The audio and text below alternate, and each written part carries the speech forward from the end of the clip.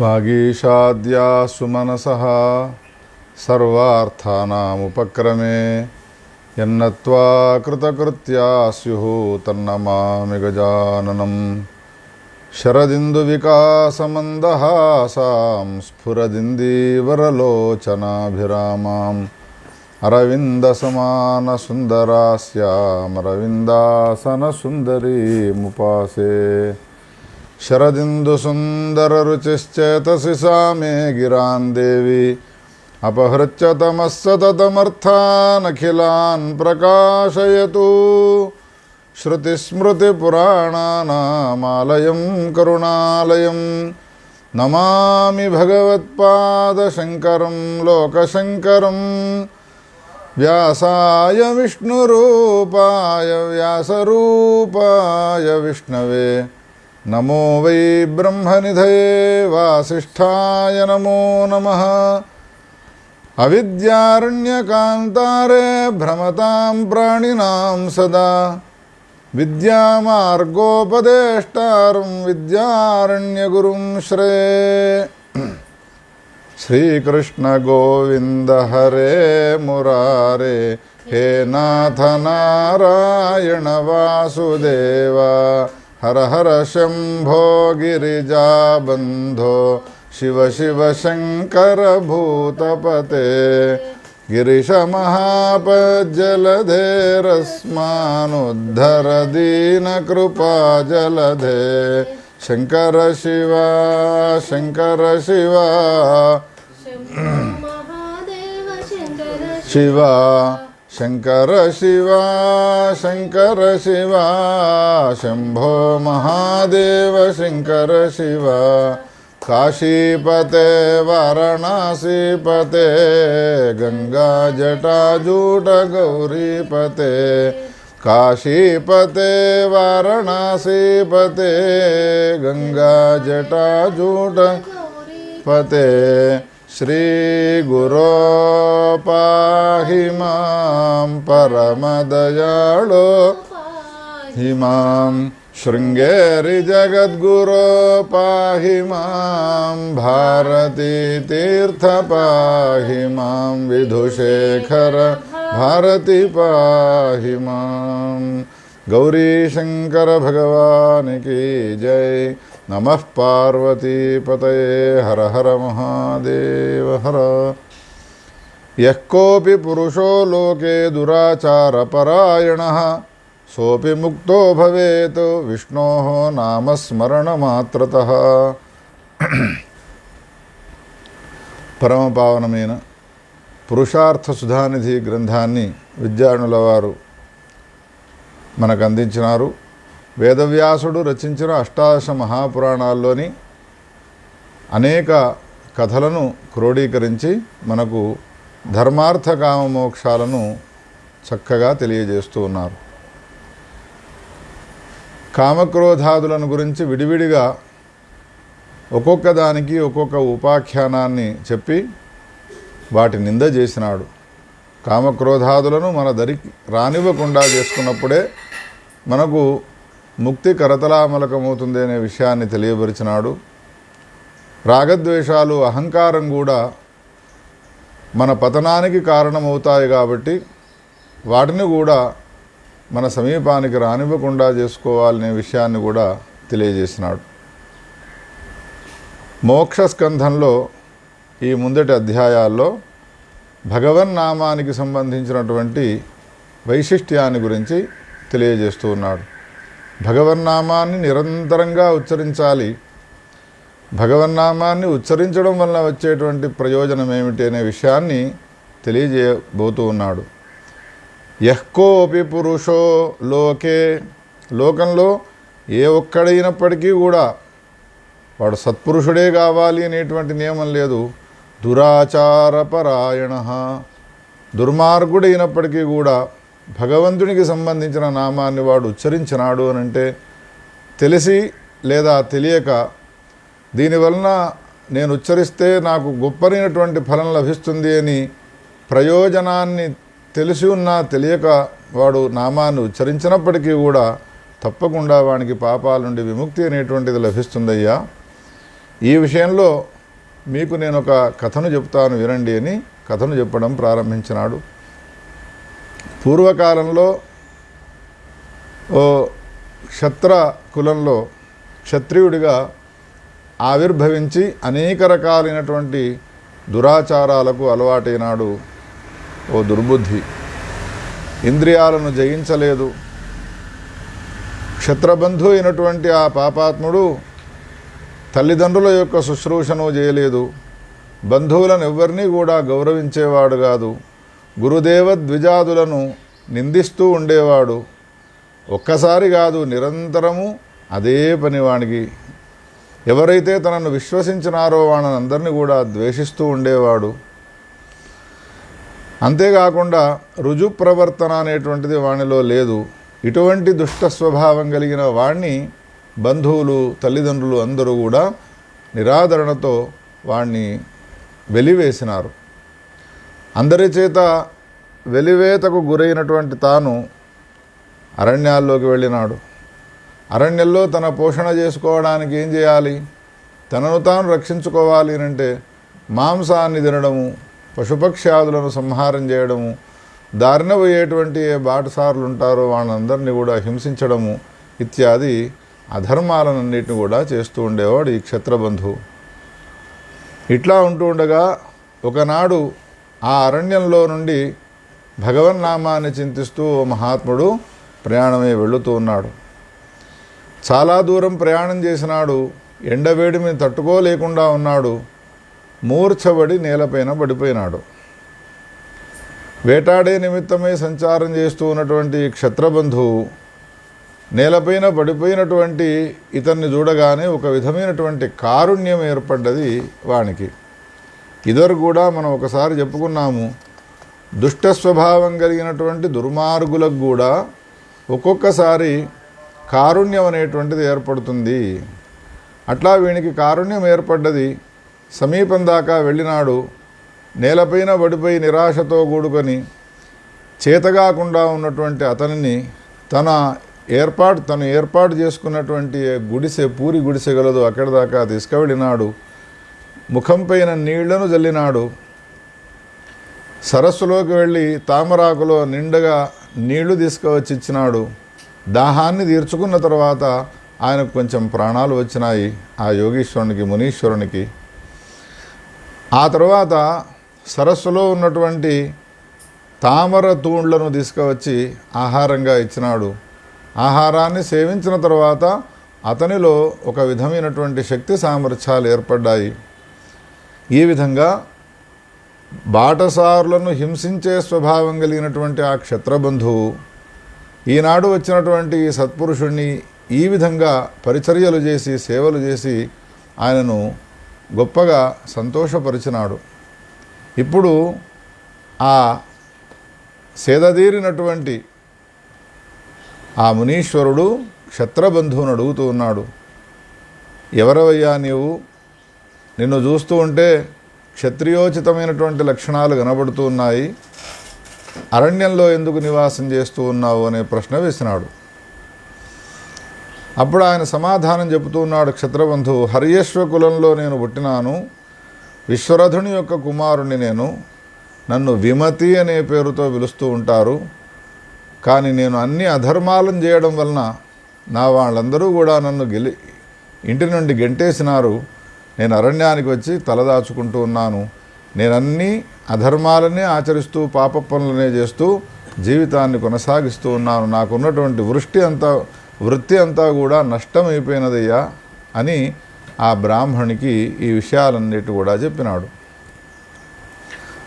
అప్పుడు ఈ వచ్చినటువంటి మునీశ్వరునికి కష్టకాలంలో ఉన్నటువంటి నన్ను వీడు రక్షించినాడు కాబట్టి వీనికి ఏదైనా మేలును చేయాలి.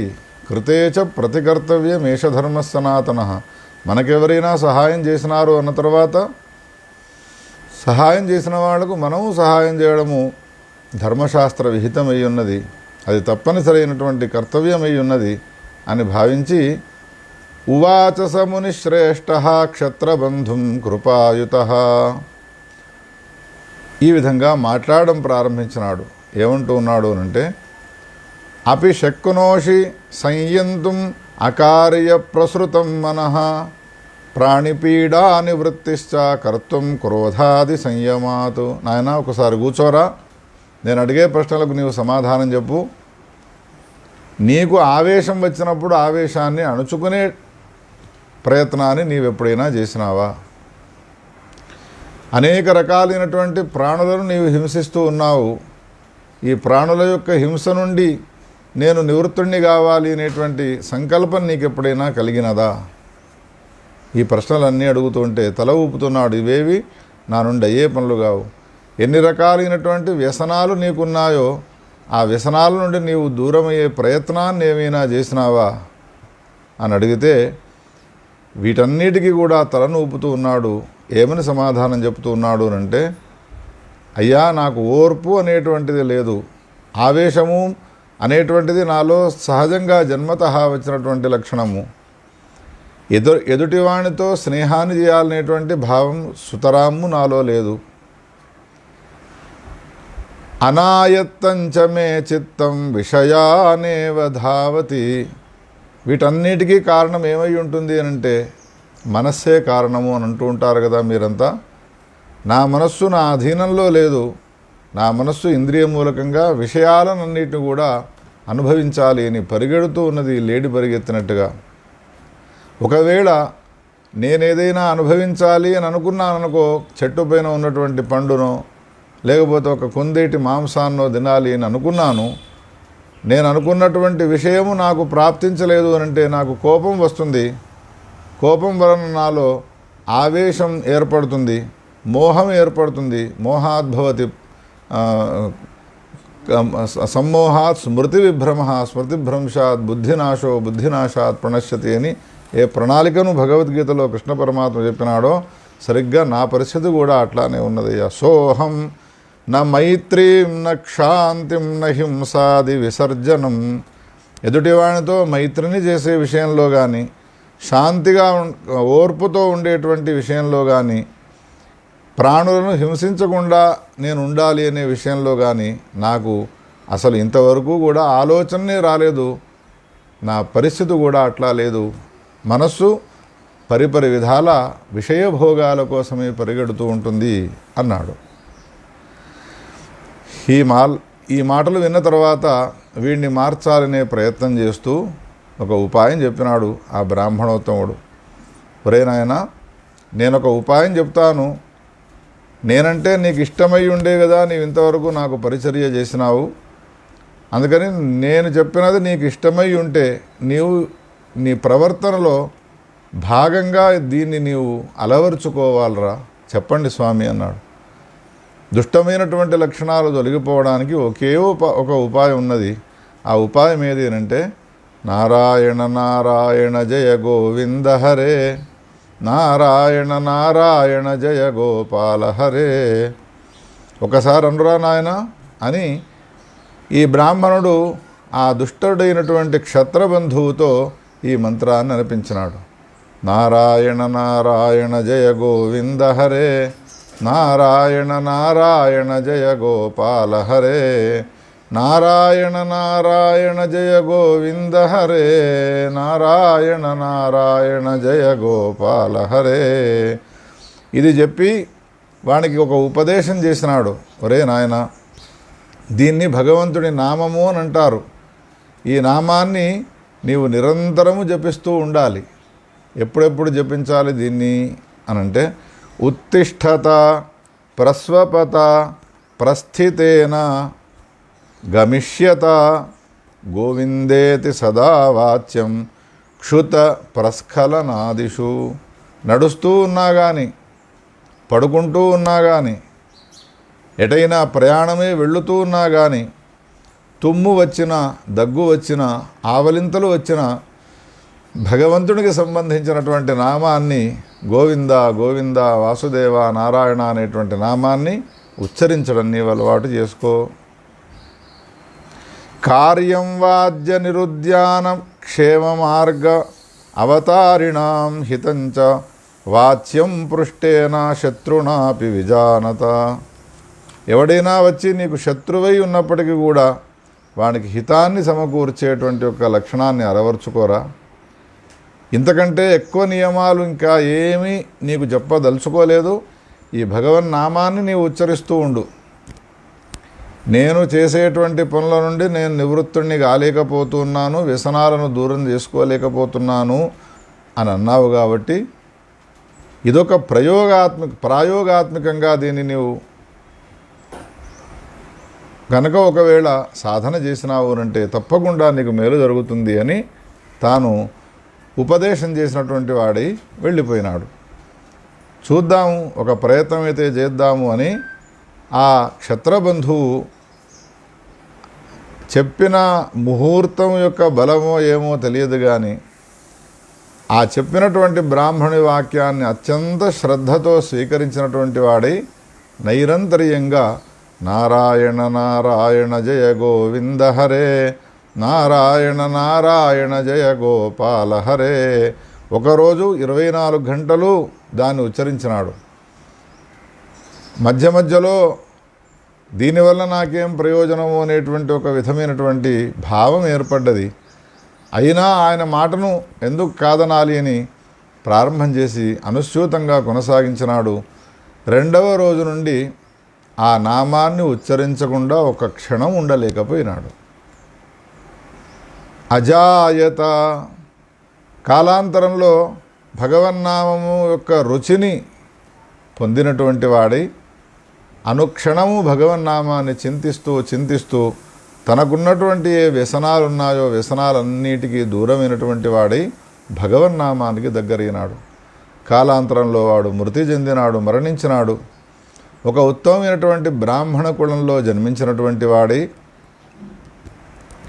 గత జన్మలో నాకున్న వయస్సునంతా కూడా వ్యర్థం చేసుకున్నాను, నేను కాలాన్నంతా కూడా వృధా చేసుకున్నాను.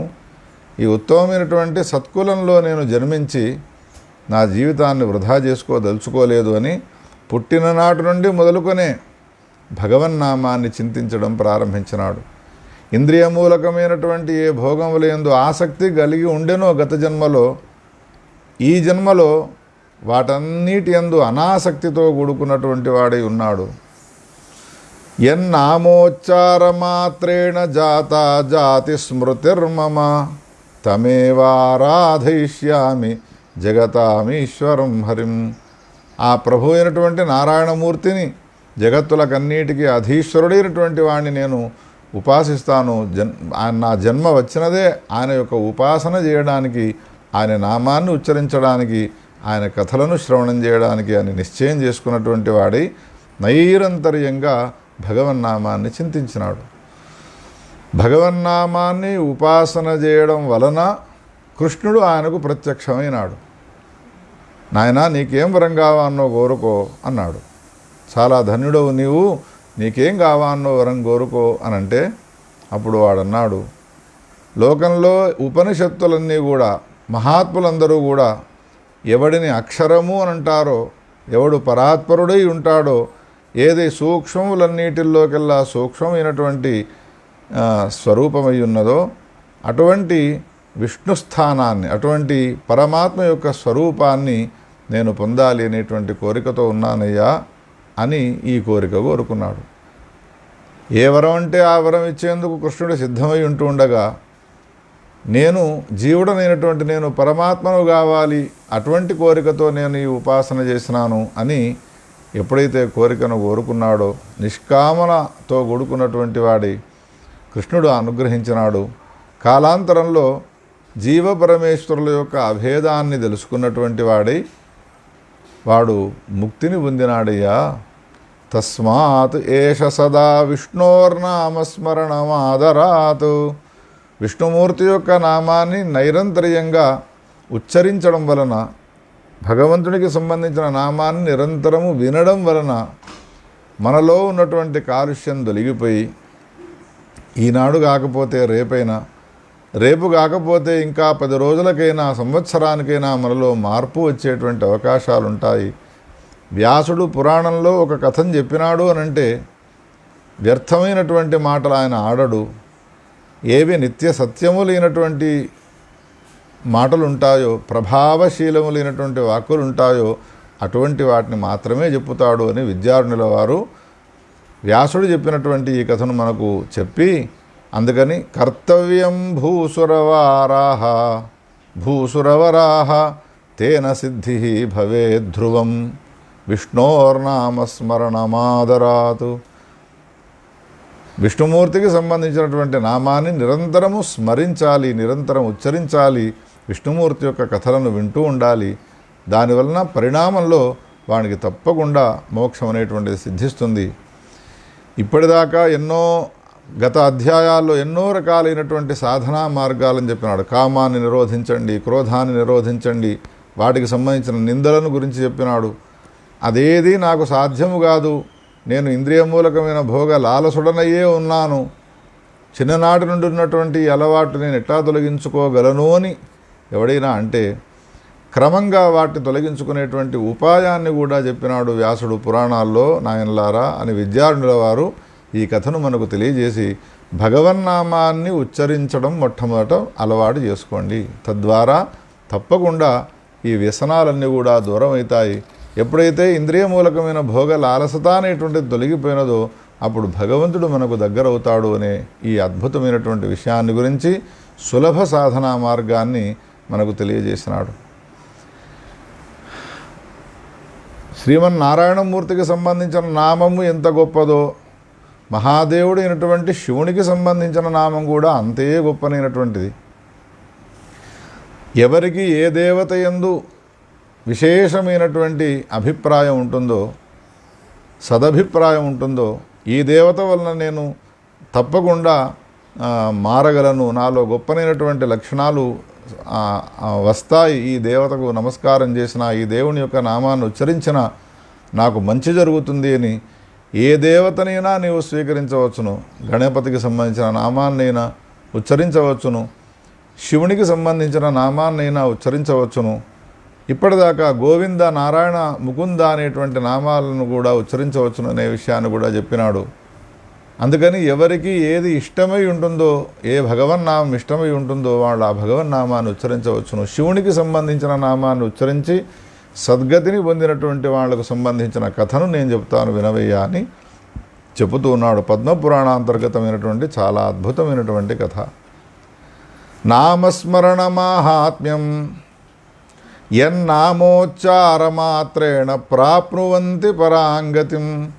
ఏ నామాన్ని ఉచ్చరించడం వలన పరాంగతిని పొందుతారో మానవులు, అటువంటి భగవన్నామాన్ని దాని యొక్క మహాత్మ్యాన్ని గురించి వర్ణిస్తూ ఉన్నాను. నామాని ఏ మహేషస్య గృణంతి అజ్ఞానతోపివా తేషామపి శివో ముక్తిం దదాతి కిమతః పరం. అజ్ఞానముతో మహాదేవుడైనటువంటి శివుడు తనకు సంబంధించిన నామాన్ని ఎవరైతే ఉచ్చరిస్తారో, ఉచ్చరించినటువంటి వానికి కూడా శివుడు వానికి మోక్షాన్ని ఇస్తాడు అని అన్న తర్వాత జ్ఞానముతో భగవన్నామాన్ని ఉచ్చరించిన వానికి ఇవ్వకుండా ఉంటాడా? ఈ విషయంలో పూర్వకాలంలో జరిగినటువంటి యథార్థ ఘటనను నేను మీకు తెలియజేస్తాను, శ్రద్ధాళువులై వినండియ్యా. పూర్వకాలంలో శ్రీరామచంద్రుడికి మహాదేవుడైనటువంటి శంకరుడే చెప్పినటువంటి కథ ఇది. దాన్ని మీకు చెప్తున్నాను వినండి అని సూతుడు శౌనకాదులకు చెప్తున్నాడు. పూర్వకాలంలో విశ్వామిత్రుని మనమరాలు కళ అనేటువంటి పేరు గల అమ్మాయి, చాలా అందగత్తె. ఆమె శోణుడు అనేటువంటి పేరు గల ఒక ఋషీశ్వరుణ్ణి వివాహం చేసుకున్నది. పెద్దలందరూ కూడా ఆశీర్వాదం చేసినారు. ఒక ఆశ్రమాన్ని ఏర్పాటు చేసుకున్నటువంటి వాళ్ళై కళ, శోణ అనే ఈ ఇద్దరు దంపతులు సుఖమయ జీవనాన్ని కొనసాగిస్తూ ఉన్నారు. ఒకనాడు నదిలో స్నానం చేయడం కోసమై ఈ ఇద్దరు కూడా భార్యాభర్తలు ప్రయాణమై వెళుతూ ఉన్నారు. వెళుతున్న సమయంలో మార్గ మధ్యంలో ధనము కనబడ్డది. ధనానికి సంబంధించినటువంటి ఒక కుంభము కనబడగానే ఆ శోణుడు తన భార్య అయినటువంటి కళ సమీపానికి వచ్చి కళతో అంటూ ఉన్నాడు, వెండి బంగారముతో కూడుకున్నటువంటి సమృద్ధమైనటువంటి ధనము నాకు కనబడ్డదే, దాన్ని తీసుకుని వెళదామా ఆశ్రమానికి అన్నాడు. అనగానే ఆ కళ అనే పేరు గల నారీమణి భర్తతో ఏమంటూ ఉన్నది అంటే, ధన విషయానికి వచ్చిన తర్వాత ఏ పురుషుడు కానీ స్త్రీతో సంభాషించి నిర్ణయాన్ని తీసుకోకూడదయ్యా. ఒకవేళ స్త్రీతో సంభాషించి నిర్ణయం తీసుకొని ఆ ధనాన్నంతా కూడా స్త్రీకి సమర్పించినట్టయితే స్త్రీకి అహంకారం అనేటువంటిది ఏర్పడుతుంది. అందుకని మీ నిర్ణయాన్ని మీరు తీసుకోండి అనే మాటలు చెప్పినది. భార్య చెప్పినటువంటి మాటలు విన్న తర్వాత ఇద్దరూ కలిసి స్నానానికి వెళ్ళినారు. ధనాన్ని గురించినటువంటి విషయం మరిచేపోయినాడు ఆయన. స్నానం చేస్తూ ఉన్నటువంటి ఆ శోణుడు, నేను కొంచెం జపం చేసుకొని వస్తాను, నీవు ముందే ప్రయాణమై ఆశ్రమానికి వెళ్ళు, నా పూజా సంభారాలన్నిటి కూడా సిద్ధం చేయి అని పంపించినాడు. స్నానం చేసినటువంటి ఆ కళ నదిలో నుండి బయటికి వచ్చి తన ఆశ్రమానికి వెళ్ళినది. భర్త యొక్క రాక కోసం ఎదురు చూస్తూ ఉన్నది. శోణుడు భర్త. ఇంతలో మరీచుడు అనేటువంటి పేరు గల ఒక రాక్షసుడు శోణుని యొక్క వేషాన్ని ధరించినటువంటి వాడి ఆశ్రమంలోకి వచ్చినాడు. వచ్చి రాగానే ఏమంటూ ఉన్నాడు అనంటే, ఏమే ఈరోజు చాలా పవిత్రమైనటువంటి రోజు, సప్తగోదావరిలో స్నానం చేసినట్టయితే చాలా విశేషము అని శాస్త్రాలు చెప్పుతూ ఉన్నాయి. ఎక్కడైతే శంకరుడు భీమా అనేటువంటి పేరుతో ప్రఖ్యాతిని పొంది ఉన్నాడో అక్కడికి వెళ్ళి మనం స్నానం చేద్దాం పదా అన్నాడు. అనగానే కళ భార్య భర్తనంటూ ఉన్నది, ఇప్పుడే కదా మనం స్నానం చేసి వచ్చినది, క్షణకాలంలోనే మళ్ళీ మనం అటు వెళుదాము అంటూ ఉన్నావు అని సందేహాన్ని వ్యక్తపరిచినది. అప్పుడు భర్త వేషంలో ఉన్నటువంటి ఆ మారీచుడు ఏమంటూ ఉన్నాడు అంటే, భార్య అన్న తర్వాత భర్తకు విధేయురాలై ఉండాలి. భర్త ఏదైనా ఒక మాటను అన్నాడు అని అంటే తక్షణము దాన్ని కార్యరూపం ధరింపజేయాలి. ఒకవేళ ఆ పనిని చేయలేదు అనంటే పతివ్రత ఎట్లవుతుంది గనక అని ఈ మాటలన్నీ అంటూ ఉంటే, రెండవ మాట మాట్లాడకుండా గంగలో స్నానమే అంటున్నాడు కదా అని ప్రయాణానికి సిద్ధమైనది. నిజమైనటువంటి తన భర్త నదిలోనే స్నానం చేస్తూ ఉన్నాడు. మారీచుడు శోణుని యొక్క వేషం వేసుకొని వచ్చి ఈ విధంగా ఈమెను మోసం చేసినాడు. కళ ఆ మారీచునితో భర్తనే కావచ్చు అని భావించి ప్రయాణమై వెళ్ళుతూ ఉన్నది. మార్గ మధ్యంలో కొంత దూరం పోయిన తర్వాత బాగా ప్రయాణం చేసి ఉన్నారు కాబట్టి అలసిపోయి ఉన్నటువంటి ఆ కళను చూసి చెట్లకు ఉన్నటువంటి పండ్లు తీసుకువచ్చి ఇచ్చి, నీవు వీటిని భక్షిస్తూ ఉండు, ఇంకా కొన్నిటిని నేను తీసుకొని వస్తాను నేను తినడానికి అని పండ్లు తీసుకురావడానికి పోయినాడు. పోగానే ఈమె మొదటి నుండి శివపార్వతులను ఉపాసించేటువంటి ఉపాసకురాలు. ఇప్పుడు ఏం చేసినది, పండ్లను తీసుకువచ్చి ఇచ్చి తినమని అన్నప్పుడు భగవంతునికి నైవేద్యం పెట్టి వాటిని తినడం అలవాటు కాబట్టి నివేదించిన తర్వాత ఫలభక్షణం చేస్తూ ఒక ఆలోచన చేసినది. భగవన్నామాన్ని ఉచ్చరించి శంకర, మహాదేవ, మృత్యుంజయ, పాహిమాం అని అనుకుంటూ ఫలభక్షణం చేసినది. ఆమెలో ఒక విధమైనటువంటి సందేహం బయటికి వచ్చినది. ఏమని అనంటే, ఈ వచ్చినటువంటి ఏ వ్యక్తి ఉన్నాడో వీడు నా భర్తనేనా కాదా అనేటువంటి సందేహం ఆమెకు కలిగినది. సందేహం కలిగినది, కళ్ళ వెంబడి నీళ్లు కూడా గారుస్తూ ఉన్నది. ఎంతటి పొరపాటైపోయినది. అయం ధవో మమనవేత్యేవం ధ్యానపరా భవతు. ఆమె ధ్యానం చేసిన సమయంలో భగవన్నామాన్ని ఉచ్చరించి ఎప్పుడైతే ధ్యానంలోకి వెళ్ళినదో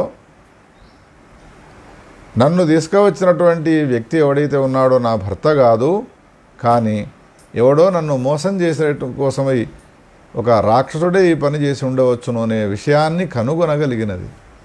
చిన్ననాటి నుండి ఉపాసన చేసినటువంటి ఉపాసకురాలు కాబట్టి ఈ విషయాన్ని తెలుసుకోగలిగినది. ఎంతటి భయంకరమైనటువంటి కష్టం నాకు వాటిల్లినది, ఎంతటి పాపపు పనిని నేను చేసినాను, పరపురుషునితో నేను బయటికి వచ్చినాను అని కళ్ళ వెంబడి నీళ్లు గారుస్తూ ఏడుస్తూ కూర్చున్నది. ఎక్కడికి వెళ్ళే పరిస్థితి లేదు. అప్పుడు పండ్లను తీసుకురావడానికి వెళ్ళినటువంటి ఆ మారీచుడు రానే వచ్చినాడు. ఏడుస్తూ ఉన్నటువంటి ఈమెను చూసినాడు. ఎందుకు ఏడుస్తున్నావు అని అన్నాడు. అసలు నీవెవరవో చెప్పు. నా భర్త యొక్క వేషాన్ని వేసుకొని వచ్చి నన్ను ఎందుకు ఈ విధంగా మోసం చేసినావు అని నిలదీసినది. అప్పుడు తన స్వరూపాన్ని ఎప్పుడైతే చూపినాడో, చూపగానే నా భర్త సామాన్యమైనటువంటి వ్యక్తి కాదు, మహాతపశక్తి సంపన్నుడు, ఆయనకు ఈ విషయం తెలిసినది అనంటే నిన్ను శిరచ్ఛేదం చేసేస్తాడు అన్నది. అనగానే నేను నిన్ను తీసుకువెళ్ళిన విషయం ఆయనకు తెలిసేదాకా నేను ఉంచుతానా? నేను నిన్ను అనుభవిస్తాను, అనుభవించిన తర్వాత నిన్ను సంహారం చేస్తాను అని ఎప్పుడైతే ఆ కళ అనే పేరు గల అమ్మాయి పైకి పరిగెత్తుకుంటూ రాబోతూ ఉన్నాడో, ఆమె తన యోగ శక్తి ద్వారా, అమ్మవారు తనకిచ్చినటువంటి శక్తి ద్వారా ఏం చేసుకున్నది అంటే శరీరంలో పాదాల దగ్గర నుండి మొదలుకొని నాభి ప్రాంతం వరకు శిలగా మారిపోయినది. పాదాల నుండి మొదలుకొని నాభి ప్రాంతం వరకు శిలగా మారిపోయినది. మిగతాది మామూలు మానవ శరీరంలో కనబడుతున్నది. ఈ దృశ్యాన్ని చూసినటువంటి ఆ మారీచునికి ఎక్కడ లేని ఆవేశం వచ్చినది. ఒరలో ఉన్న ఖడ్గాన్ని తీసినాడు, అమ్మాయి తలను నరికి పారేసినాడు. తల దిగిపోయినది, ప్రాణత్యాగం అయిపోయినది.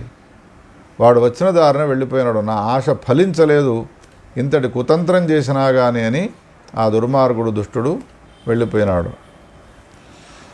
మరణించే సమయంలో ఆమె ఈశ్వర భక్తురాలై ఉన్నది కదా, మహాదేవ శంకర నమశివాయ నమశివాయ అనే నామాన్ని ఉచ్చరిస్తూ ప్రాణత్యాగం చేసినది. ఆపదలో ఉన్నప్పుడు భగవన్నామాన్ని కీర్తించాలి, రోగం వచ్చినప్పుడు భగవన్నామాన్ని కీర్తించాలి అని పదే పదే వ్యాసుడు చెప్పుతూనే ఉన్నాడు. గడిచిన అధ్యాయంలో కూడా మనం విన్నాం.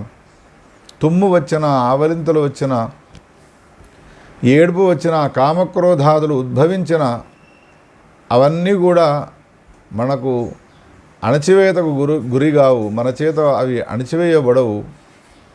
మరి ఎవరితో అవి అణిచివేయబడతాయి అంటే భగవన్నామం వల్ల మాత్రమే అవన్నీ కూడా అణిచివేయబడతాయి. మనకున్నటువంటి కష్టాలను కూడా మనం తొలగించుకోలేము. మనకున్న కష్టాలు ఎట్లా తొలగిపోతాయి అంటే భగవన్నామాన్ని ఉచ్చరించడం వలన మాత్రమే తొలగిపోతాయి. భగవన్నామం యందు ఎంత పరిపూర్ణమైనటువంటి విశ్వాసం ఉండాలి అనంటే, ఈ మందును వేసుకుంటే నాకు రోగం తగ్గుతుంది అని విశ్వాసంతో వైద్యుడు ఇచ్చినటువంటి ఆ మందును వేసుకొని రోగం నుండి విముక్తిని పొందుతాడో, మనకున్నటువంటి కష్టాలు కూడా తొలగించేందుకు ఈ నామము సమర్థవంతమైనది అని విశ్వసించి భగవన్నామాన్ని కనుక ఒకవేళ ఉచ్చరించినాడు అనంటే తప్పకుండా ఆ భగవన్నామం మనకు మేలు సమకూరుస్తుంది. ఇందులో సందేహించే విషయమే లేదు. కళా నమశివాయేతి తస్మిన్ కాలే జజాపః ప్రాప్తాయాం దుర్మృతిం తస్యాం శివదూతా సమాగతాః. సహజమైన మరణం కాదు, బలవన్మరణాన్ని పొందినది. కానీ మరణించే సమయంలో భగవన్నామాన్ని ఉచ్చరించడం వలన శివదూతలు పరిగెత్తుకుంటూ వచ్చి విమానం పైన కూర్చుండబెట్టి తీసుకుని వెళ్ళినారు కైలాస శిఖరానికి.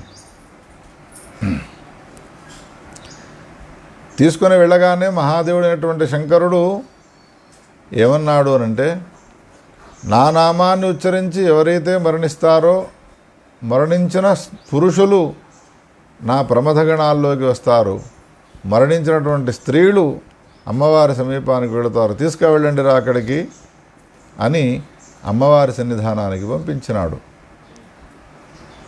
గిరిసుత అయినటువంటి పార్వతీదేవి గౌరీదేవి తన సమీపానికి వచ్చినటువంటి అమ్మాయిని కళను చూచి ఆమె వివాహం చేసుకున్న నాటి నుండి పతివ్రతా ధర్మాలన్నిటినీ కూడా తూచా తప్పకుండా పాటించినది కాబట్టి నిరంతరము తన పూజను గౌరీ పూజను కూడా చేసి ఉన్నది కాబట్టి ఏ ఒక్కరోజు వదిలిపెట్టకుండా తన సమీపానికి వచ్చినటువంటి ఆ కళతో ఏమంటూ ఉన్నది పార్వతీదేవి అంటే, హే కళ, నీ విషయాన్నంతా కూడా నేను తెలుసుకొనే ఉన్నాను. నీకు ఏ కోరిక ఉన్నదో చెప్పు, నీ కోరికను నేను ఈడేరుస్తాను అన్నది. అప్పుడు 2 చేతులు జోడించి ఆ కళ ఏమంటూ ఉన్నది అంటే, త్వత్పాద పంకజే ప్రాప్తై కిమన్యేహి బహుభిస్ తథాస్త్వితి శివా అబ్రవీతు. నీ పాద పంకజాలకు సేవ చేసేటువంటి భాగ్యాన్ని నాకు అనుగ్రహించు. ఈ కైలాస శిఖరంలో నేను నీ పాదసేవ చేయాలి. పాదసేవ చేయడము అంటే కాళ్ళు గడగడము, కాళ్లకు పసుపు పెట్టడము, పాయిరాణి పెట్టడం. అమ్మవారు తథాస్తు అని అనుగ్రహించినది. ఇప్పుడు కళ అనే పేరు గల ఈ అమ్మాయికి అమ్మవారికి పాదసేవ చేసేటువంటి భాగ్యం ఎట్లా లభించినది అనంటే, మరణించే సమయంలో భగవన్నామాన్ని ఉచ్చరించి మరణించినది కాబట్టి. బ్రతికి ఉన్నంతకాలము శివపార్వతుల యొక్క ఉపాసన చేసినది కావున భగవన్నామాన్ని నైరంతర్యంగా కీర్తించినది కాబట్టి ఆమెకు ఆ స్థానం లభించినది కైలాసంలో. స్నానానికి వెళ్ళి ఇంటికి వచ్చినటువంటి ఆయన శోణుడు ఇంట్లో తన భార్య లేకపోవడాన్ని గమనించి ఇల్లంతా పరిశీలన చేసినాడు, వెతికినాడు, చూచినాడు. ఎక్కడా కూడా లేకపోవడాన్ని గమనించి ధ్యానమగ్నుడైనాడు. ఎటు వెళ్ళుంటుంది అని దివ్య దర్శనంతో గడిచినటువంటి వృత్తాంతాన్నంతా కూడా తెలుసుకున్నాడు ఆయన. ఓహో, మారీచుడనే పేరు గలవాడు నా వేషంలో వచ్చి దాన్ని బలవంతం చేయబోతున్న సమయంలో, శిరచ్ఛేదం చేస్తూ ఉన్న సమయంలో మరణిస్తూ ఉన్నటువంటి నా భార్య మహాదేవుడైనటువంటి శివుని యొక్క నామాన్ని ఉచ్చరించడం వలన కైలాసానికి వెళ్ళినది అనే విషయాన్ని తెలుసుకున్నాడు. చాలా బాధపడుతూ ఉన్నాడు. సమీపంలో ఉన్నటువంటి ఆశ్రమాల్లోకి వెళ్ళి వశిష్ఠులని, విశ్వామిత్రులను, కొంత పరివార గణానంతా కూడా వెంటబెట్టుకున్నటువంటి వాడి కైలాసానికి బయలుదేరి వెళ్ళినారు. వాళ్ళంతా కూడా మహాయోగ సిద్ధులు, తపశ్శక్తి సంపన్నులు. వీళ్ళంతా కూడా శోణుని యొక్క భార్య అయినటువంటి కళను మళ్ళీ ఈ లోకానికి తీసుకొని రావాలి. ఇప్పుడిప్పుడే వాళ్ళు దాంపత్య సుఖాన్ని అనుభవిస్తూ ఉన్నారు. అనేక సంతానవతి అని ఆమె జీవితంలో కూడా రాసిపెట్టి ఉన్నది.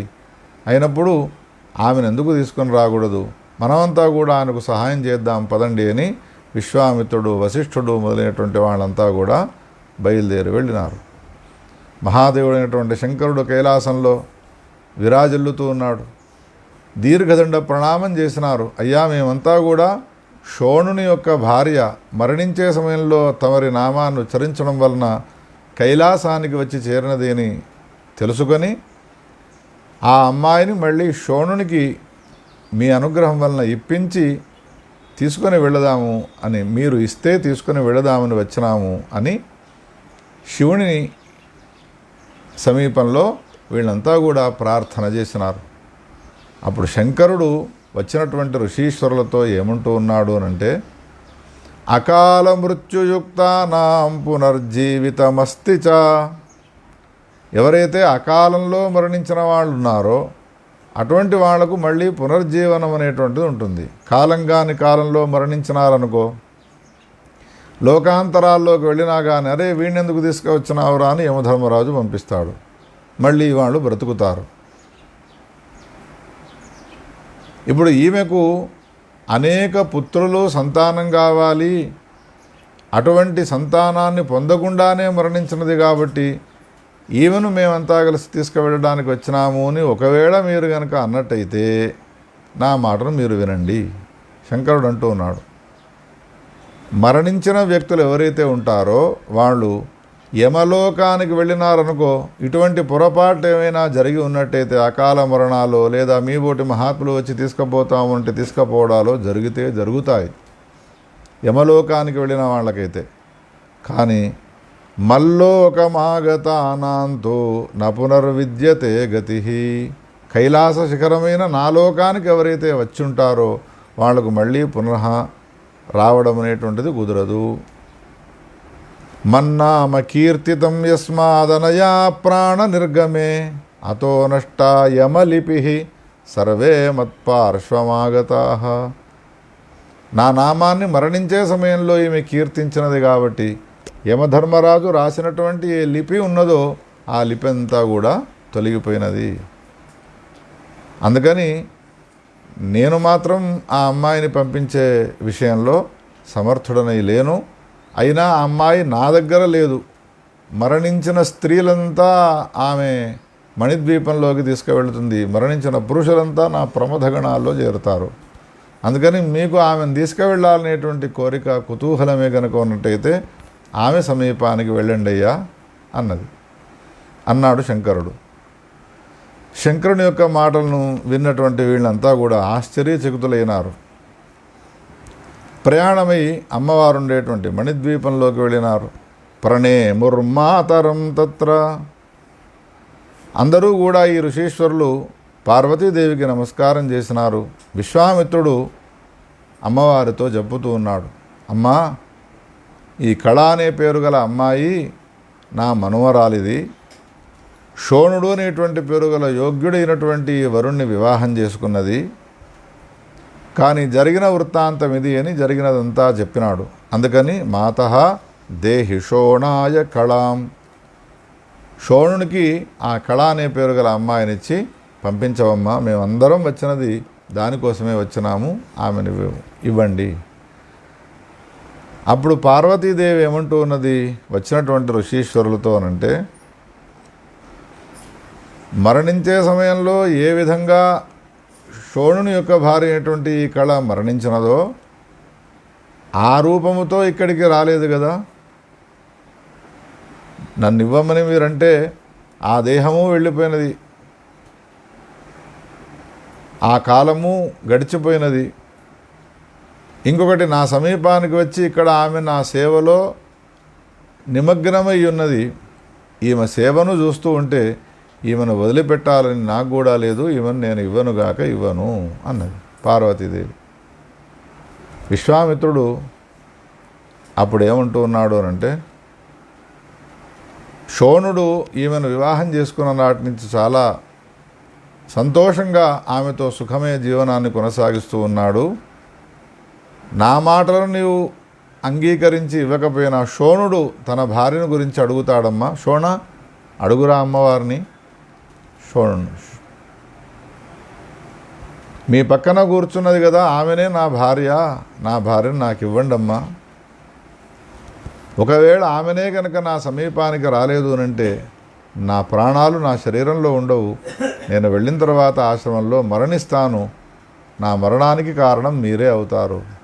నేను మరణిస్తే ఆమె ఉంటేనే నేను ప్రాణాలతో ఉండగలను, ఆమె గనుక నా సమీపంలో లేకపోతే నేను మరణించగలను అన్నది. అప్పుడు అమ్మవారు ఏమంటూ ఉన్నది అంటే, నా సమీపానికి రానంత వరకు ఎవరు ఎక్కడికి వెళ్ళినా వాళ్ళను తీసుకుపోవడానికి అవకాశాలు ఉన్నాయి. కానీ పార్వతీదేవినైనటువంటి నా సమీపానికి గనక ఒకవేళ ఏ జీవుడైనా వచ్చినాడు అనంటే వాడిని మాత్రము నేను వదిలిపెట్టను. అయినా దేహ వివర్జితే ఉన్నదామె.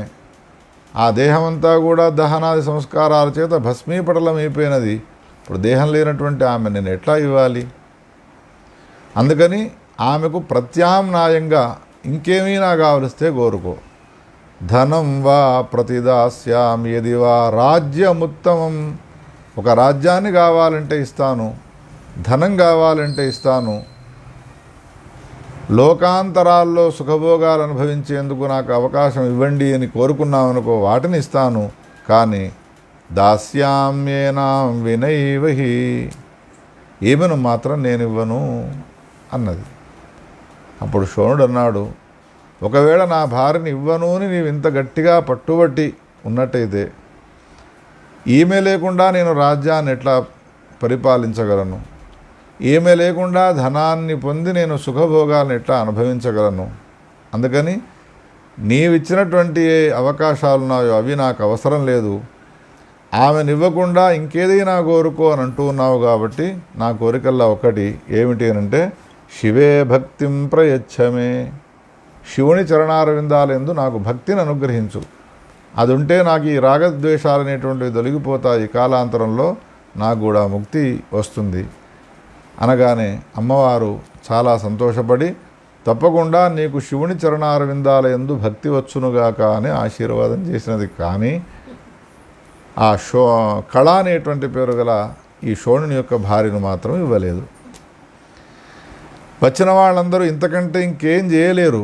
ఆ లోకం వాళ్ళది. వాళ్ళ లోకానికి వచ్చినటువంటి జగత్తంతా భగవంతుని సృష్టి అయినప్పుడు సృష్టిలో ఉన్నటువంటి ప్రతి జీవులపైన వాళ్ళకి అధికారం ఉన్నది. వాళ్ళు ఏది చేస్తే అది మనం తలొగ్గి దాన్ని స్వీకరించవలసిందే తప్ప ఇది ఎట్లా చేసినావు అని అడిగేటువంటి సామర్థ్యం మనకు లేదు. మనదంటూ ఏమున్నది జగత్తులో?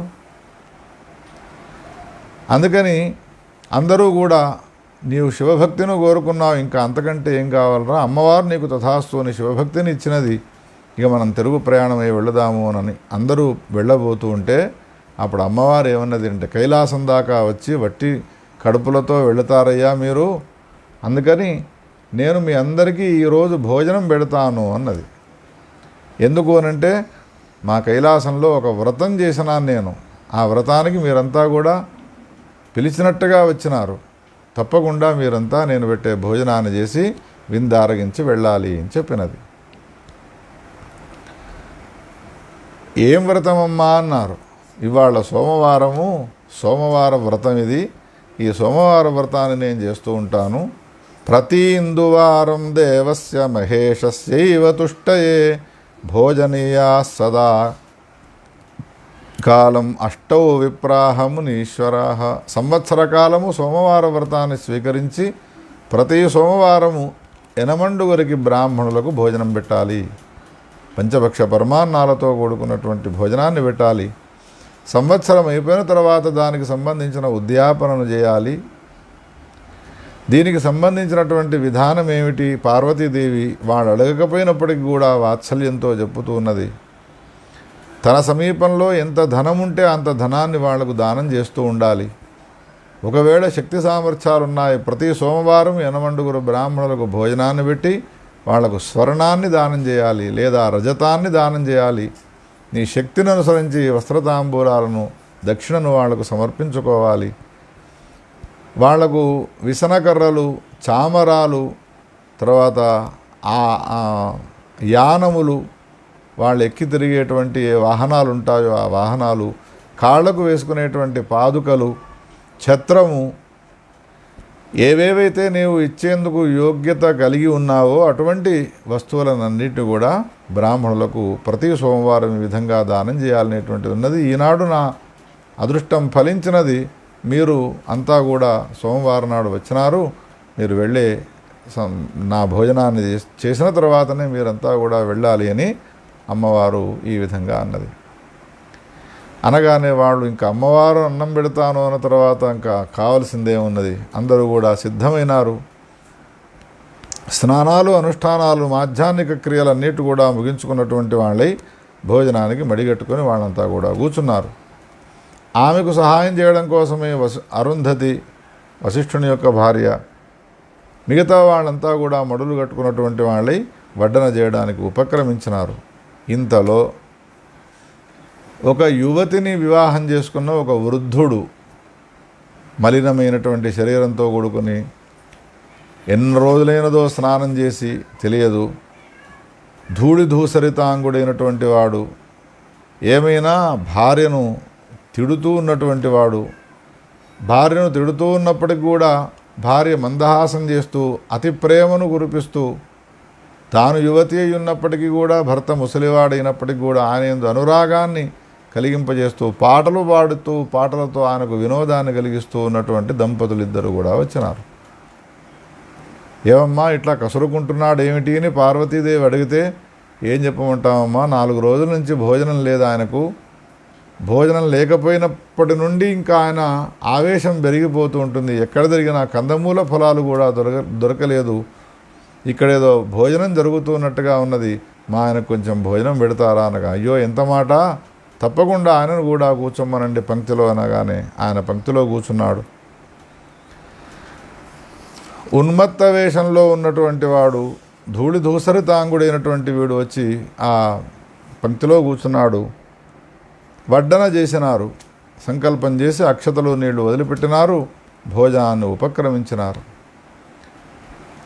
అందరికీ వడ్డన చేస్తూ ఉన్నది అరుంధతి. అరుంధతి నీవు వడ్డన చేస్తూ ఉండు, మిగిలినటువంటి పనులన్నిటి కూడా నేను చూసుకుంటాను అని అరుంధతీదేవి వడ్డిస్తూ ఉండగా అందరూ భోజనాలు చేస్తూ ఉన్నారు. కానీ ఈ వచ్చినటువంటి ఏ వృద్ధుడు ఉన్నాడో భోజనం చేస్తూ ఉన్న సమయంలో వడ్డించిన వస్తువును వడ్డించినట్టుగా ఖాళీ చేస్తూ ఉన్నాడు. ఒక్క వస్తువు కూడా మిగిలిన పప్పు తెచ్చే వరకు తొక్క అయిపోతుంది, తొక్కు తెచ్చే వరకు అన్నం అయిపోతుంది, అన్నం తెచ్చే వరకు సాంబార్ అయిపోతుంది. విస్తర్లో ఎప్పుడు చూసినా ఖాళీగానే ఉంటుంది. అంత ఆశతో అంత ఆహారాన్ని స్వీకరిస్తూ ఉన్నాడు, ఆకలితో ఉన్నాడు.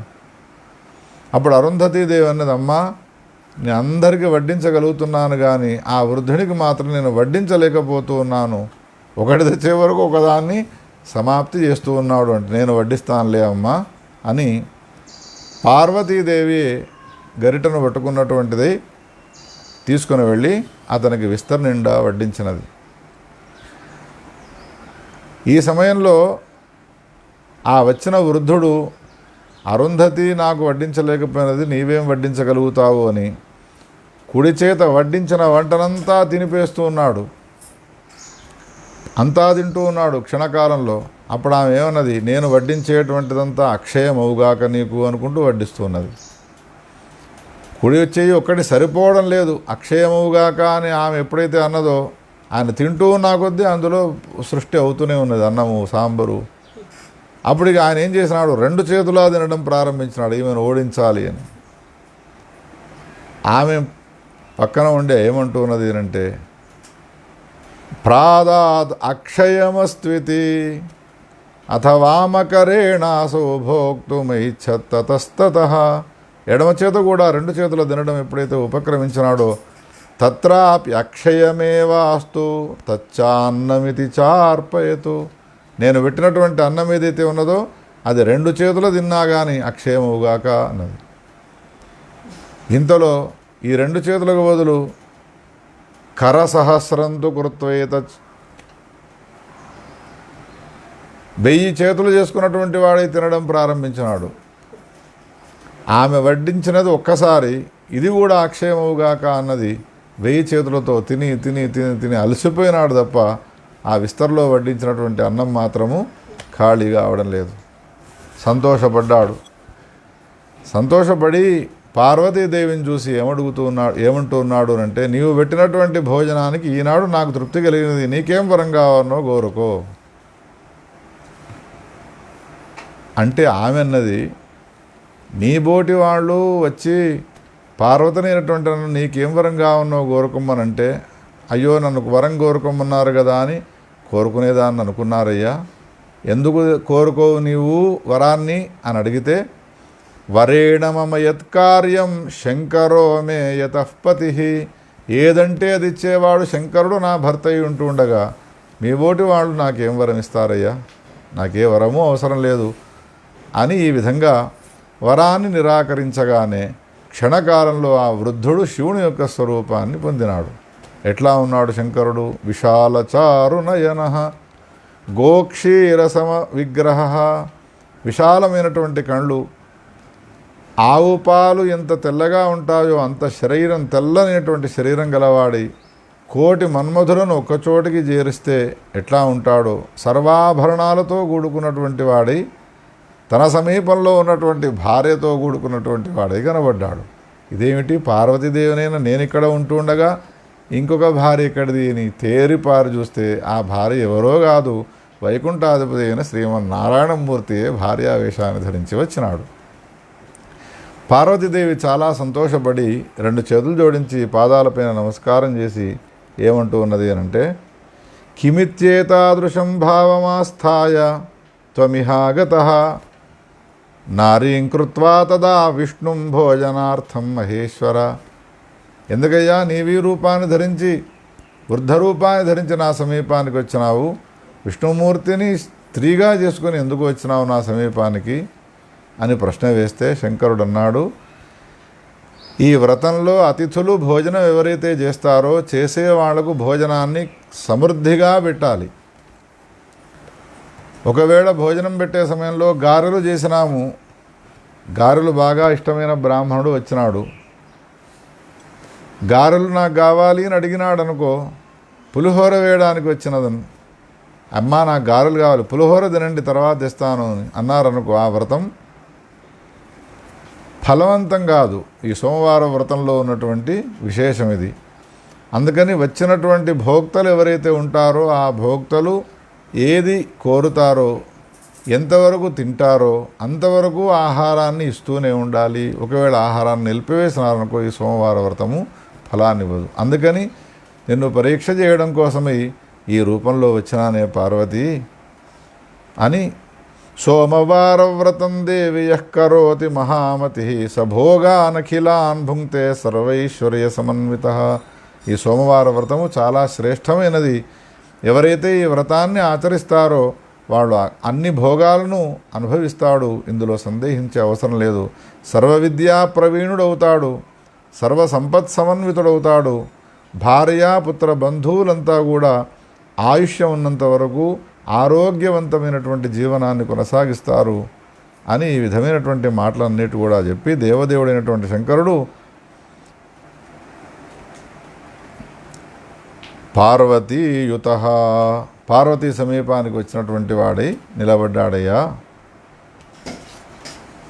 ఈ విశేషాన్నంతా కూడా భోక్తలుగా వచ్చినటువంటి విశ్వామిత్రుడు, వశిష్ఠుడు మొదలైనటువంటి వాళ్ళంతా ఉన్నారో వాళ్ళు తెలుసుకొని పార్వతీదేవి నుండి ఈ వ్రతాన్ని ఉపదేశంగా పొంది, పార్వతీదేవి ఏ విధంగా ఈ వ్రతాన్ని ఆచరించినదో ఈ వ్రతాన్ని శోణుడు కూడా ఆచరించినాడు. శోణ, నీవు వ్రతాన్ని చక్కగా చేసినావు, నీకేం వరం కావాలో కోరుకోనంటే, అమ్మా నాకు ఇంకేం వరం ఉన్నది, శివుని యందు భక్తిని ఇచ్చినావు బాగానే ఉన్నది, ఇప్పుడు ఆ భార్యను నాకు ఇవ్వు అనగానే అప్పుడు అమ్మవారు సంతోషపడి శోణునితో ఆ కళ అనే పేరు గల అమ్మాయిని ఇచ్చి పంపించినదనే కథను చెప్పి విద్యార్థుల వారు ఏమంటారు అంటే, కైలాసంలోకి వెళ్ళి పార్వతీదేవి ఆ స్థానంలో ఒక ఉద్యోగాన్ని సంపాదించినది. ఏదంటే దాన్ని ఇస్తాను కానీ ఈ అమ్మాయిని మాత్రం నేను ఇవ్వను అనేటువంటి అమ్మవారు ఆ మాటను అన్నది అంటే ఆమె అంతటి వాత్సల్యాన్ని పెంచుకున్నది అనంటే దేని వలనో తెలుసునా, మరణించే సమయంలో భగవన్నామాన్ని ఉచ్చరించడం వలన. తస్మాత్ నామకీర్తన మాహాత్మ్యం ప్రసంగాత్ పరికీర్తితం. నామం అంత శ్రేష్టమైనటువంటిది. మరణించే సమయంలో భగవన్నామం మన జ్ఞాపకం రావాలి అంటే మరణించేంత వరకు భగవంతుడైనటువంటి మహాదేవుని యొక్క నామాన్ని నిరంతరంగా ఉచ్చరిస్తూ ఉండడం వలన మరణావస్థలో భగవన్నామం అనేటువంటిది మనకు వచ్చే అవకాశం ఉంటుంది అనే ఈ కథను చెప్పి, ఎవరైతే సర్వపాపాలను తొలగించేటువంటి ఈ కథను వింటారో వినిపిస్తారో వాళ్లకు శివుని చరణార విందాలందు భక్తి కలుగుతుంది.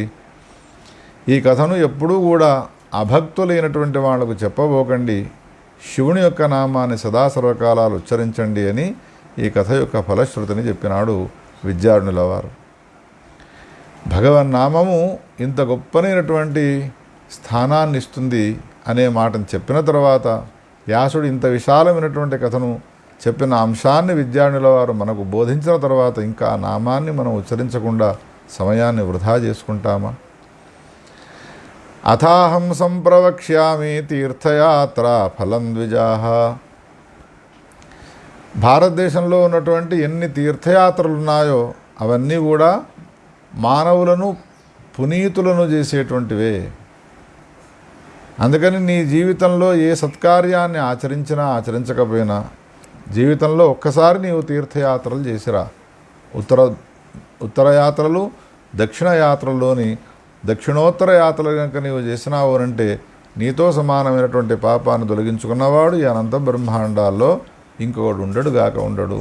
పాప పరిహారం కోసము ఏ విధంగా అశ్వమేధాది యాగాలు చేస్తారో, పాప పరిహారం కోసం ఏ విధంగా భగవన్నామాన్ని ఉచ్చరిస్తారో, పాప పరిహారం కోసం ఏ విధంగా ప్రాయశ్చిత్తాలన్నిటిని కూడా చేసుకుంటారో, పాప పరిహారం కోసమే తీర్థయాత్రను కూడా చేసుకోవచ్చును.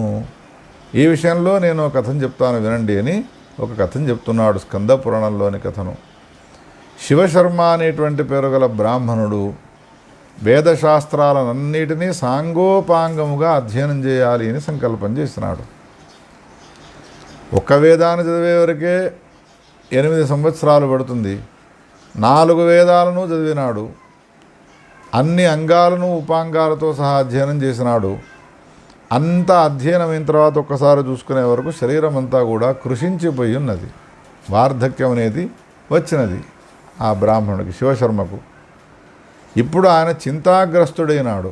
ఏమిటి చింత అనంటే, ఇన్నేళ్ళు నేను చదవాలని చదువు ఎందే నా విషయాన్నంతా కూడా దృష్టిని పెట్టినాను. నా దృష్టినంతా కూడా చదువు ఎందే కేంద్రీకరించినాను.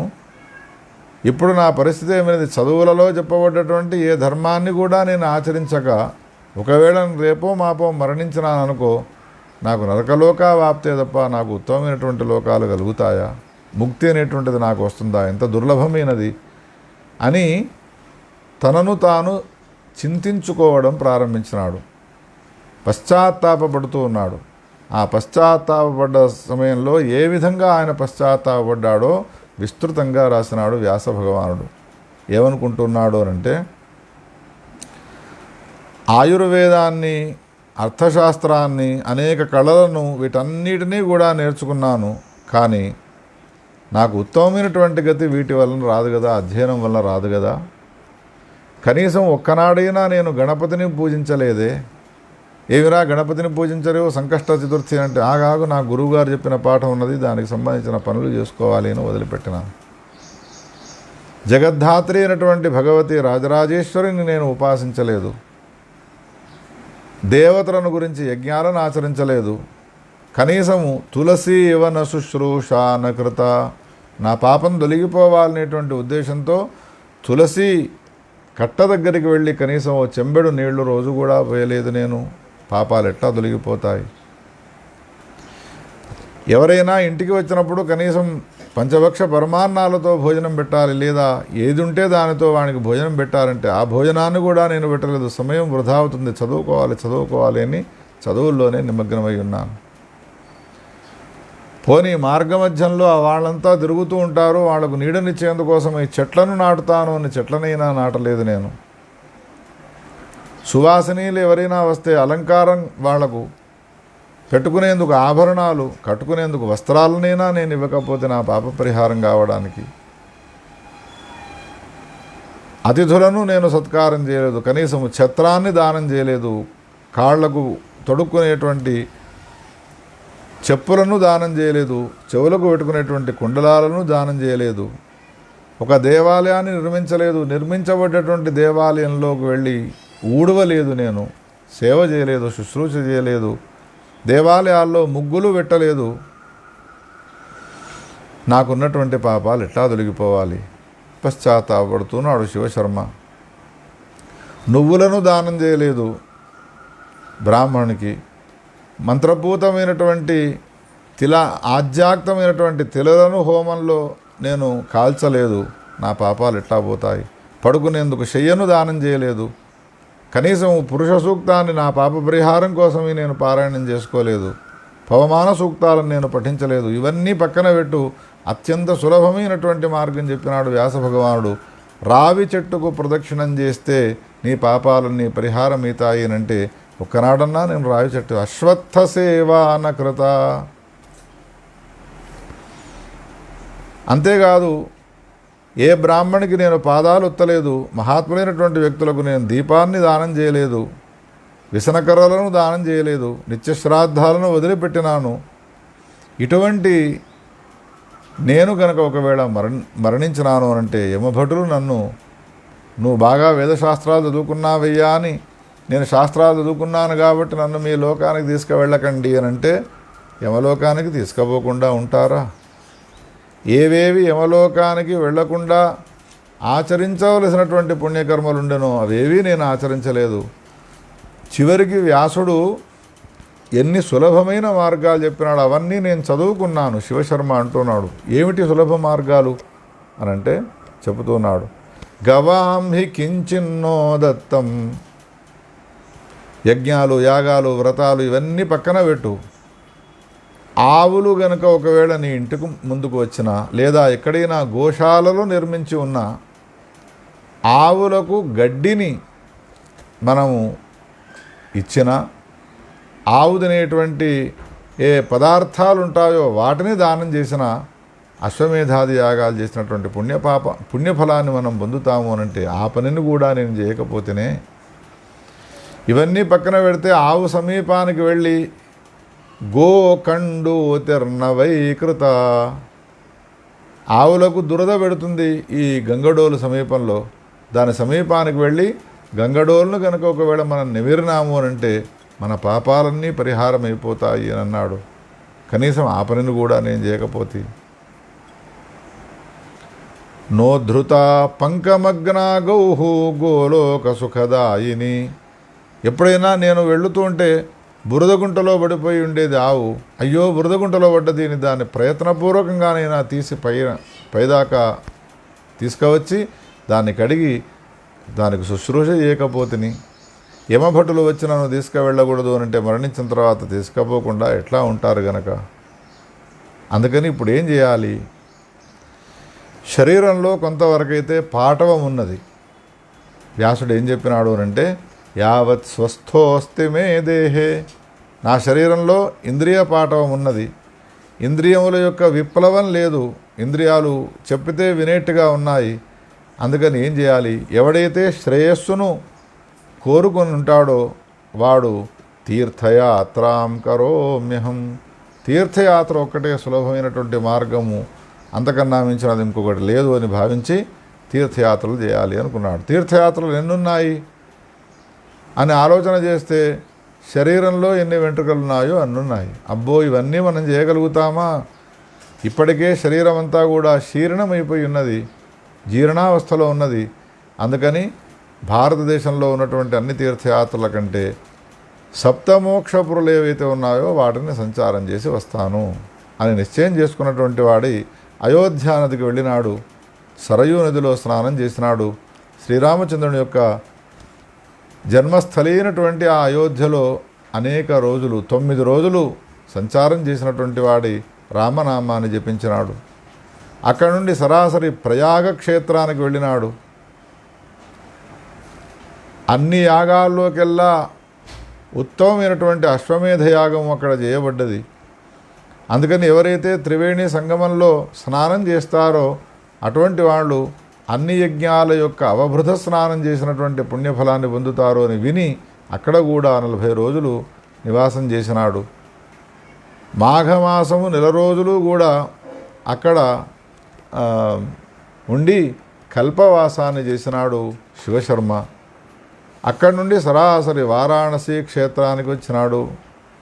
న కర్మ సత్కర్మ కృతో వికుర్వతే నకుర్వతే సర్వగుణశ్చ సర్వతః ప్రబంధ భేదా వ్యతిరిక్త పుస్తక ప్రతిర్యథ నాల్ప విపంక్తి భేద సంసార చింతామణిరత్ర యస్మాత్ తత్తారకం సజ్జన కర్ణికాయాం గిరో విధత్తే సహసాంత్యకాలే తద్గీయతేసౌ మణికర్ణికేతి.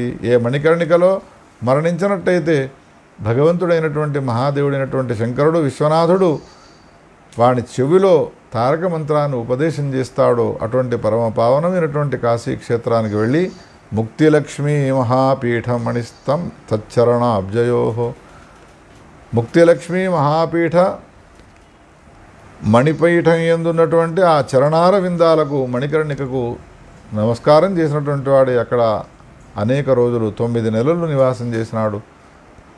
కాశీక్షేత్రము గొప్పనైనటువంటిది అని తెలుసుకొని ఉన్నప్పటికీ సప్తమోక్షపురులను తిరిగి రావాలనేటువంటి ఉద్దేశంతో అక్కడి నుండి హరిద్వార క్షేత్రానికి వెళ్ళినాడు. హరిద్వారంలో అక్కడ కూడా అనేక రోజులు నివాసం చేసినటువంటి వాడై అక్కడి నుండి మళ్ళీ కాశీకి వద్దాము అని అనుకునే లోపు వార్ధక్యం వచ్చినది. చింతాగ్రస్తుడైనటువంటి వాడై నారాయణ నామాన్ని జపిస్తూ ఉన్నటువంటి వాడై తన ప్రాణాలను పోగొట్టుకున్నాడు. విగత జీవుడైపోయినాడు, మరణించినాడు. ఇంతలో వైకుంఠం నుండి దివ్యమైనటువంటి విమానం రానే వచ్చినది. పీతాంబరధారులైనటువంటి విష్ణుమూర్తి పార్షదులు ఆ విమానం పైన ఎక్కించుకున్నటువంటి వాడు శివశర్మను కూర్చుండబెట్టుకొని వైకుంఠధామానికి తీసుకువెళుతూ ఉన్నారయ్యా. ఈ కథను స్కంద పురాణంలో వ్యాస భగవానుడు చెప్పినాడు. తన జీవితం అంతా కూడా ఏ పుణ్యకర్మలను ఆచరించక శివశర్మ చివరికి తీర్థయాత్రాటన చేస్తూ ఆయా తీర్థాల్లో ఆయా క్షేత్రాల్లో ఉన్నటువంటి భగవత్ సంకీర్తన చేయడం వలన మరణించిన తర్వాత తనకు ఉత్తమమైనటువంటి వైకుంఠధామం వచ్చినది చెప్పిన తర్వాత వ్యాసుని మాటలందు విశ్వాసాన్ని, శ్రద్ధను వహించి తప్పకుండా జీవితంలో తీర్థాలను, క్షేత్రాలను సందర్శించి మన పాపాలను తొలగించుకునే ప్రయత్నం చేయాలన్నయ్యా. పాప పరిహారానికి యజ్ఞయాగాది క్రతువులు ఏ విధంగా తోడ్పడతాయో, సహాయాన్నిస్తాయో, అదేవిధంగా తీర్థయాత్రాటన కూడా ఆ పని చేస్తుంది అనే విషయాన్ని మనకు విద్యారణుల వారు తెలియజేసినారు. ఇంకా అనేక రకాలైనటువంటి కథలతో కూడుకున్నటువంటి ప్రవచనాన్ని రేపు మనం విందాము. గోపాలకృష్ణ భగవానికి జై. స్వస్తి ప్రజాభ్యః పరిపాలయంతాం న్యాయేన మార్గేణ మహీం మహేషాః. గోబ్రాహ్మణేభ్యః శుభమస్తు నిత్యం. లోకాః సమస్తాః సుఖినో భవంతు. తత్సద్బ్రహ్మార్పణమస్తు.